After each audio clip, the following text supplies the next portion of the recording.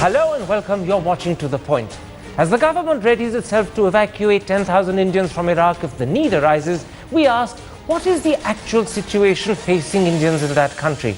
And how adequate is the government's response to their potential predicament? But first, has the state of turmoil that characterizes the Congress party been made worse by recent comments from A.K. Antony and Digvijaya Singh, or have they shed useful light on the problems the party actually faces? That's the big discussion tonight. And now joining me to talk about Digvijaya Singh's claim that Rahul Gandhi is more interested in the pursuit of justice than electoral battles, and for A.K. Antony's claim that faith in Congress secularism has diminished because it favours the minorities, are four of India's top editors. They are the editorial chairman of Outlook, Vinod Mehta, the chairman of the Hindu group, N. Ram, the former editor-in-chief of the Times of India, Dilip Padgankar, and the managing editor of the Business Standard, Rahul Jacob. Gentlemen, let's start with Digvijaya Singh's comment that by temperament Rahul Gandhi doesn't seek power but wants to fight injustice. Vinod Mehta, many people would say that is very possibly an accurate assessment of Rahul Gandhi. Would you agree? Of course it's an accurate assessment. But you see, Karan, what is happening is that there are sections in the Congress party who are expressing some anxiety about Rahul Singh's capacity to lead the party. But they say it in such a convoluted way and they deny it the next day that we never get any clarity.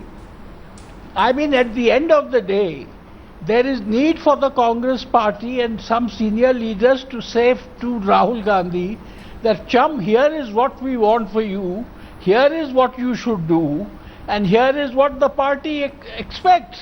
Instead of that, you talk in this kind of roundabout way, which you deny the next day, and the situation festers.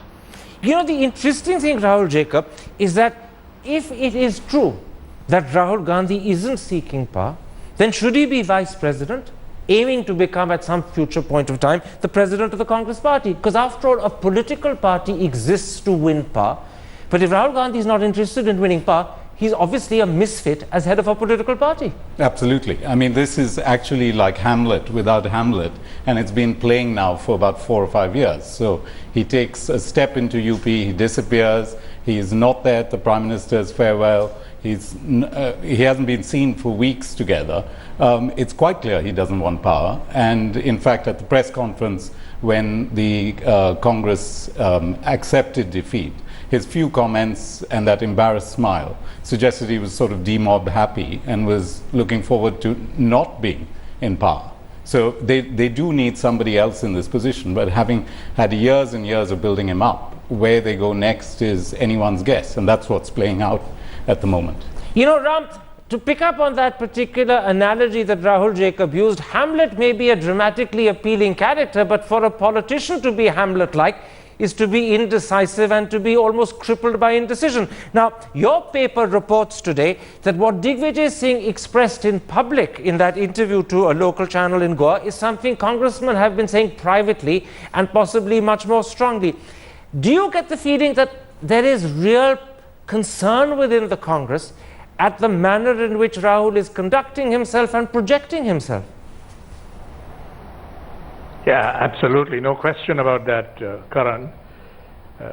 It's not necessarily a great weakness. They can make a virtue out of this. But then if you've got to use this opportunity to liberate the Congress from the dynastic principle, the principle of dynastic rule. And Rahul Gandhi, I think, has got a real opportunity to do it. And the kind of pressure that he's facing from the Congress establishment, that he's got the qualities, Digvijaya Singh meant something, is doing a great disservice to that party. So I think there is this widespread concern. It must be extremely widespread, in fact. And Rahul Gandhi has demonstrated time and again that he doesn't have what may be called the killer's instinct when you go for power. And make that a virtue and let him have a role in the party, but he cannot be the party chief at any point of time. That's the decision they must take. Put an end to the dynastic principle and the party can get on to a more healthy situation. Now, Dilip Patgankar, Digvijaya Singh in that interview, in fact, went one further step. He added, and I'm quoting him, Rahul Gandhi should have taken up the responsibility of leading Congress in the Lok Sabha. Doesn't that sentence, A, prove that, in fact, Digvijay is right when he says Rahul's not interested in power? And secondly, doesn't it clearly suggest that Rahul is in the wrong job? Karan, Rahul from day one has been a reluctant politician. I don't think he'd ever aspired to be the leader. He was put in that vice president's job. You know what the results are. He's been a reluctant politician, a reluctant leader, but he has been, I think, a very eager jholawala, an NGO. And I think if he wants to salvage his party, this is what he ought to be doing. He should be heading an NGO and focusing on the 2 or 3 things which are very dear to his heart, namely the empowerment of the people, especially the poor and the Dalits. I mean, this is something where he has immense scope. But I think as a politician, he has failed, and failed at us miserably. I want to pick up, Vinod Mehta, on something that was in a sense inherent in what you said a moment ago, and that's the paradoxical position that Rahul Gandhi finds himself in. He's destined to lead the Congress party, yet he clearly doesn't like the idea of leading from the front. He seems to prefer to lead from somewhere in the middle, if not actually from the back. And clearly, he doesn't like the idea of squaring up against the BJP on the floor of Parliament. Now, how does he explain this paradox to himself? Or does it not even occur to him that this is a paradoxical position that he's caught himself within? Well, I hope he's listening to this program, Karan. I mean, we've all been talking about this for a long time. Is that this Hamlet, this person who wants to lead from the back or the middle, has to decide at some point of time, or the party must force him to decide whether he's in or out. At the moment, he is the dangling man. And therefore, he does the party no good, he does himself no good, and there is a crisis of leadership which festers. So if this had been any other party, there would have been a consummation of this. But it's only in the Congress that they keep hoping that something will happen and Rahul will assume leadership. He has shown enough instincts that he will not assume leadership unless the situation is handed to him on a plate, which is that the Congress has a majority of 300 seats. But He's not a fighter by temperament.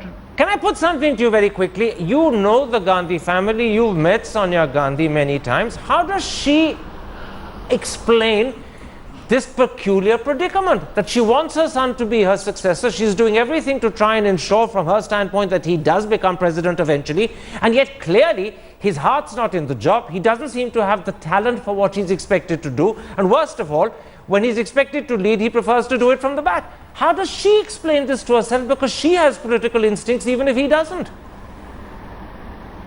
Well, Karan, what she wants is for the crown to pass on to Rahul Gandhi and not to Priyanka. And therefore, she hopes that at some point of time, Rahul will show the determination, will show the interest. But you know, when you are delusional, when you don't want to see reality, when you believe something will happen which is not going to happen, then you live in this kind of dream world. And she's living in that dream world, hoping that Rahul Gandhi one day will do something which he is most unlikely to do. Okay. The flip side to that argument that Sonia Gandhi in a sense is blinded by Mother Leela is the point of view put across by Shashi Tharoor, who says that in fact Congress is not limited to its 44 MPs in the Lok Sabha. And secondly, he's also said on this very program a little while ago that opposition can also be manifested outside of Parliament, as he put it, on the streets of India.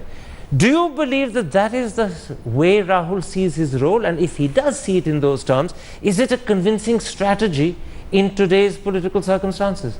Well, where is the evidence that they're actually active on the streets of India? Well, there was a solitary trip to Badayun in the 2 weeks ago. True. But against that, Mrs. Gandhi in 1977, within months was back in the news. She was on an elephant in Bihar assuaging people's grief there. I mean, that's what a natural politician does. They bounce back. There's no evidence that, other than that one trip, that the Congress is out on the streets. What there is evidence of is this extemporaneous strategizing with all the press listening in and ridiculing them. They have only themselves to blame. This constant chorus of maybe he's not the right person, next week it'll be Priyanka's a more natural leader, she's a bit more like her grandmother. I mean, it's nonsensical. This is a patient in the ICU. The Congress is in dire straits, and they don't appear to accept that. You heard a moment ago Rahul Jacob talk about the constant extemporizing, the constant analyzing of Rahul Gandhi's position. Do you get the feeling that this sort of debate and discussion helps India understand him better? Or does it simply underline and re-emphasize the fact that he's a loser and failure? Or as today's Economic Times has so aptly put it, does it reinforce the Pappu image of Rahul Gandhi? Yes, I think it weakens his position, and I think to come out and face reality, as Vinod said, if he makes that move, I think it'll be much appreciated, and his position, his moral influence will improve. But I think he cannot continue in this role, and I think this is a great opportunity. I repeat, for the party to put an end to the principle of dynastic rule. And Sonia Gandhi, who did very well by her party for a long time, I think didn't serve its interests when she obviously promoted Rahul Gandhi in this job, and I think the time has come to face that reality. Can I put something to you? These are comments that are being made by very seasoned politicians who clearly will know that this sort of discussion of Rahul Gandhi only underlines what I called a moment ago the Pappu image, which is the last thing Congress wants to underline and re-emphasize. So do you think the Digvijays or the others are actually doing this deliberately? Or is it literally accidental and a case of foot-in-the-mouth disease? Because no other party has senior leaders talking about their top man in these terms so often and to such ill effect. I think Digvijaya Singh must be commended for speaking out of turn, so to speak, in that party where these voices have not been heard recently. Although he's done a bit of that, but he always pulls back. So, but here's a clear message that he's not interested. He doesn't have the ruler's temperament, and B, he's not really fulfilled his responsibility, because he should have led. If you wanted to be a leader, he should be able to lead in the Lok Sabha, where he's won his seat. So I think the message is pretty clear, and I think Digvijay should be commended for this.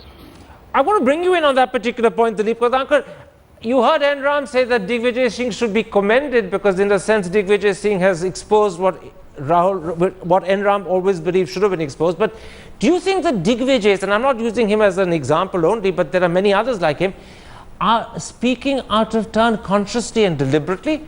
Do they not realize what impact this has on the way Rahul is viewed in the country and the fact that they're reinforcing what I keep calling the Pappu image? Well, Karan, you remember that not too long ago, very senior congressmen, particularly in Rajasthan, have gone on record to call Rahul Gandhi a joker. That's right. And of course, promptly, they were rapped on the knuckles. The fact of the matter is that Digvijay, I think, has spoken aloud what a large number of congressmen have been murmuring beneath their breath ever since the Congress defeat in these elections. At the same time, I think one must also pay attention to the fact that the Congress ceased to be a mass movement decades ago. The Congress is not even a cadre-based party. Look at the fiasco of the so-called elections that will take place in various regional units. So it is an electoral machine. It's run out of steam. It has no appetite for mass agitations. And therefore, I think the Congress is truly in a real trouble. And the dynastic principle is only one major cause of that trouble, but not the only one. You know, Congress, at least for public consumption, Rahul Jacob seems to believe that you can actually fight as a credible opposition outside of Parliament with effect on the streets of the country. But in no parliamentary democracy has any great leader actually done that exclusively. If you look at the great leaders of their time, Nehru, Vajpayee in India, Margaret Thatcher, Tony Blair, Pierre Trudeau, John Howard, all of them may have been great and very effective outside Parliament, but they made a point of shining within Parliament as well. No one's ignored Parliament. Rahul seems to be the first one who seems to have put Parliament not just on the back burner, but virtually forgotten about it. Is he in this strategy, and I'm assuming it's a deliberate strategy, working against the very grain and dynamism and the requirements of a parliamentary democracy? Well, I think the question is it a strategy? It's not clear to me that it is. When you choose someone like Mallikarjun Kharge, which is the party high command making that decision, that's not Rahul making the decision, you're actually picking a non-entity to be leader of opposition. That's a very disappointing choice. So again, we're slightly over-personalizing this. Rahul You are, of course, assuming that Rahul would have been better at the job than Kharge. Possibly. Possibly. He would at least have been stepping up to a challenge that we all expect of him. We wouldn't be having this discussion to the and heaping disapproval on him if he had taken on the post of leader of opposition. But they picked a weak person. It's not clear to me why they picked a weak person, other than he's not a challenge to the family. So I mean, this is a serious identity crisis for a party that is built around a dynasty, and the dynasty no longer really wants to take it forward. And in a sense, what I call the paradoxical situation of Rahul underlines that identity crisis for the party. It's the same thing, in other words. Yes, yes. Let's come, Vinod Mehta, to the second element that I want to discuss in this particular discussion, and that is A.K. Antony's comment about Congress secularism. He says, faith in Congress secularism has eroded because it's perceived to favor the minorities. And once again, many people believe that A.K. Antony is correct. Do you agree with him? Well, I think he's absolutely correct. But I think that the Congress commitment to secularism, I have no problem. The problem is that the Congress is so inept and ham-handed that the way they go after Muslim appeasement is like the Keystone Cops. I'll give you one example. Mrs. Gandhi met the Imam of Jama Masjid, who must be amongst the most reactionary Imams in India. And he comes out and says Muslims must vote for the Congress. 24 hours later, his brother is on all TV screens, and his brother says that the Congress is the enemy of all Muslims. I mean, it's not secularism, it's the stupid and brazen and the illogical and the insulting way they go out and do this appeasement. So, and look at the result of the appeasement.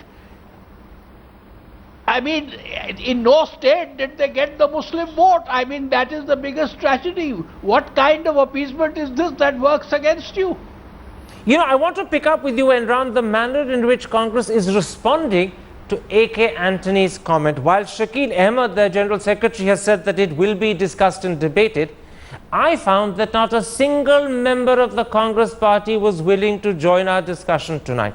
In fact, one member actually accepted before he was then told by the party that they are not going to participate in discussions on A.K. Antony, and so he opted out. Do you get the feeling that this reluctance to join discussion on what Antony has said is because Antony has touched a raw nerve? Yes, and also his stature, a man who's seen as honest. They also said that Antony was speaking to the situation in Kerala, where the Congress has certainly played communal politics. The Congress is not a communal party in the sense the BJP is, but in Kerala, its alliance with the Muslim League, it's struck with the most reactionary stances of the Christian churches. Its appeal to caste votes, I think, make it clear that it's capable of descending to real lows when it comes to going after the vote. So if Antony really was speaking about or speaking to the Kerala situation, he got it dead right. If you're speaking about the national situation, I think we really got to discuss it, because the Congress has, in recent times, particularly under the leadership of Sonia Gandhi, been a pretty active, it's upheld secular values in a somewhat exemplary way. Okay. At least at the national level. So, yes, those what Vinod mentioned is true. I think those were opportunistic moves, which must be criticized. But on the whole, the Congress has spoken up for secular values at a national level. What? But in Kerala, I think it's really done. It's done itself.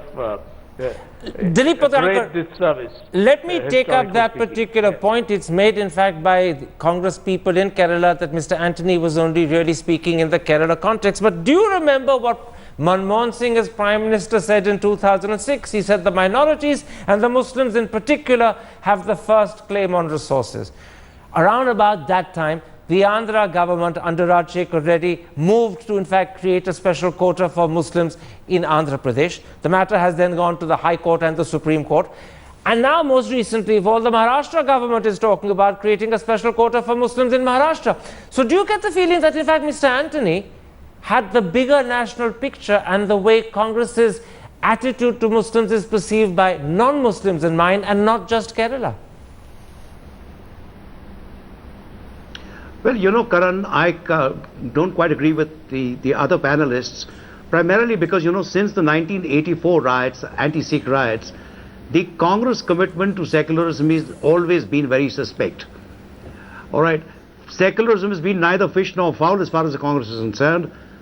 Primarily, if you remember, because it is Rajiv Gandhi who got the locks of the Babri Masjid opened. It is he who began his election speak talking of Ram Rajya. It is he who did the flip-flop on the Shah Bano case. And that attitude has continued. And then you've got the Sachar Committee report, which gives you a graphic picture of how terribly backward the Muslims are. So the Congress has engaged in crass forms of political opportunism, and it is engaged in crasser forms of tokenism. Nothing beyond that. And the space, therefore, that was vacated by the Congress has therefore been filled in by people who uphold various theories of Hindutva.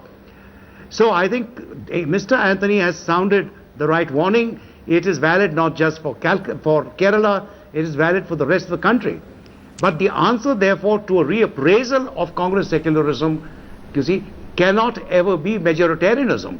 And I think this is where the debate will have to be conducted. I don't know whether the Congress party's mindset today is conducive for such a debate, but it is absolutely essential that it goes back to the drawing board and redefines what secularism means in a diverse country such as ours. Do you think, and I want to pick up on that particular point made there by Dilip Pradhankar, that this comment by A.K. Antony, and clearly A.K. Antony is not the sort of man who just speaks casually without realizing what he's saying, is intended to spark off a deeper, wider debate on secularism within the Congress party? Or do you think that in fact Congress will try and cover up what Mr. Antony said, distance themselves in some clever way from it, and carry on as before? Well, it's possible he was speaking just in the context of Kerala and the very complicated UDF, LDF calculations and arithmetic. But I think maybe he was actually kicking off a debate, and it's a debate worth having, because if the Congress is seen as being opportunistic every time it raises the issues that are about secularism and doing, you know, reserving or announcing that you reserve seats for Muslims just weeks before, you know, months before an election or whatever, is nakedly opportunistic, then you do need to go back to the drawing blocks and figure out how you're going to project your secular. In the context of having a party in power that isn't seen as secular, I think it's natural that an opposition party should project itself as secular. The question is how to do it. You know, Vinod, there's a debate within Congress about what is secularism and how does Congress need to rethink its commitment and attitude to, or its definition of secularism. May well be an extremely valuable exercise for Congress to conduct. But do you think Mr. Antony may actually in this instance have played into BJP hands? Because I noticed that both L.K. Advani and Narendra Modi, who constantly criticize Congress secularism as pseudo-secularism, yesterday have acclaimed Mr. Antony's comments and added that in fact Mr. Antony has vindicated the BJP's criticism. So has Mr. Antony played into BJP hands? Well, he may have, Karan, he may have. But this is a very serious problem for the Congress party. And it is a bit similar to the Rahul problem. this minorities Muslim problem and Rahul problem are the same. The inability or the unwillingness of the Congress party to face reality. The unwillingness and inability of the Congress to face the fact that secularism as they practice it has to be redefined, recalibrated, and conducted with much more sophistication. Just like in the case of Rahul, they are not accepting reality, and they are hoping that by masterly inactivity things will just stay. I mean, I'm amazed that the Congress thinks that by not doing anything, that itself some great miracle will happen. It's absurd. Okay. On that particular point, Ram, how do you think Sonia Gandhi will respond to A.K. Antony's comments? I think if she's going to speak at all, I think it'll be very cautious and measured. Perhaps she'll say that let's have a discussion on it, a debate. And I think that must be forced on the Congress now. What are the secular values for which it stands? Let it make it clear, because I believe that under Sonia Gandhi's leadership, it has upheld these values on the whole, making opportunist compromises from time to time. Okay. But a deeper debate, in my understanding, what does secularism mean? First, the non-discrimination or equality principle. Everyone is equal before the Constitution and the law. Secondly, and that's where they get into trouble, don't mix up religion and politics, which the Constituent Assembly mandated on all political parties in India through a resolution. Do they really live by that principle? That's arguable, but on the whole, okay. They are not a communal party. But maybe the debate has to go deeper. But as Vinod said, most likely they'll shy away from this debate and lose this opportunity. You know, clearly, Dilip Padgankar, events are forcing Congress to look inwards and ask itself what it means by secularism and whether its attitude and definition of secularism is still in sync with the rest of the country. But do you think something else might be possible? And this is going to have to sadly be my last question.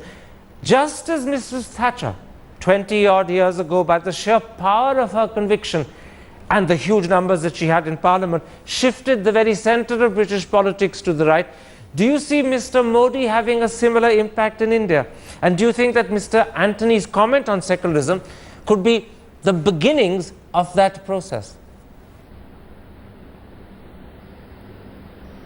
Well, first of all, you know, Mr. Modi has been in power for less than 5 weeks. But let's not forget one major statement that he had said, that as soon as he became Prime Minister, the only thing that matters to me is the Constitution of India. And this was a very candid, clear statement. You have to see the state of what BJP leaders said after the Babri Masjid was felled. Many of them said that they put faith above law, they put faith above Constitution. So I think Mr. Narendra Modi's candid declaration that he only will abide by the letter and spirit of the Constitution, I think is extremely significant. But since I have the floor, let me just point out, Sonia Gandhi and Rahul Gandhi should really have wrapped the NCP Congress alliance in Mumbai, because they've just gone ahead and called for these 5% reservation for Muslims, and they've called also for reservations for the Marathas, who happen to be the most powerful community in the state. They own most of the land, they hold most of the posts, they control the bureaucracy, and you need reservations for them. And of course they know that reservations for Muslims will be struck down by the courts. So I'd expected the so-called High Command of the Congress to express its disapproval of this opportunism once again. But all we got from the High Command was silence. Yes, and in this instance, deafening silence, and some would say that deafening silence speaks so much more than any words might have spoken. It reveals what the Congress party very possibly doesn't want revealed about itself. My thanks to all four of my guests for joining me.